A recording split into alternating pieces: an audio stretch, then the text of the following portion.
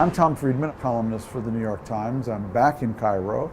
I was here almost a year ago for the Tahrir Square revolution. My impressions a year later, there's a curious and interesting balance of power that's emerged here. On the one hand, you have the army. They're going to be obviously a key player.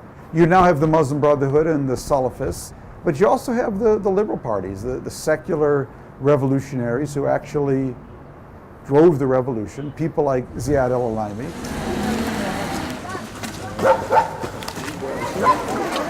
We followed Ziad in November when he was running for parliament. Now he's in the parliament. Why people like him are so important is that he was really one of the leaders of the Tahrir Square uprising. And what's interesting is a year later he's now in parliament. That's the good news. The bad news, though, is that the revolution isn't over here. Do you now feel we went from the street now into parliament? You've been legitimated. It's not just a bunch of guys in Tahrir Square. You know, you've won. You're not the majority. We have both. Yeah, exactly. Interesting. Yeah. We have you have both. Inside the parliament and outside the parliament. That's a good point. We have Interesting. both. Yeah, I'm going to the first session of parliament in 23 of January, and 25th of January I'll be in the street. انت دلوقتي محتاج كل صوت عشان الناس بتاعتك تنجح وتنزل هنا وتقول لهم احنا نجحنا وانتوا ما انتوش شعب.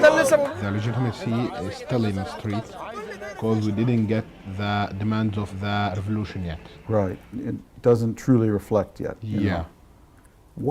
What should the United States do? Your country supported the dictatorship in our countries for a long time to keep stability in the Middle East with Israel. And you now discovered that supporting dictatorship don't make Israel safe.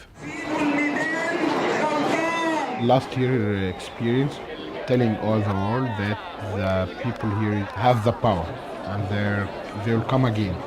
So if you didn't support them demands, you will lose them. They will lose the relationship between your country and our country. What I hear you saying, to say a revolution has happened here yet is really an exaggeration. The revolution hasn't happened. I mean, or it is certainly not over. It's happening now. It's happening, that's right. Yeah, This is the revolution, basically. Yeah, but you're standing in the wrong area. You're standing to support the power holder, not the power movements. Since the mid-1970s, since Camp David, we are so used to supporting the army here as our natural ally. And what was good for the Egyptian army was good for us. I don't think that's necessarily going to be the case anymore. The revolution here is at a more critical stage than ever. The Constitution is about to be written. The rules of the game are about to be defined. And the first post-revolutionary president of Egypt is about to be inaugurated.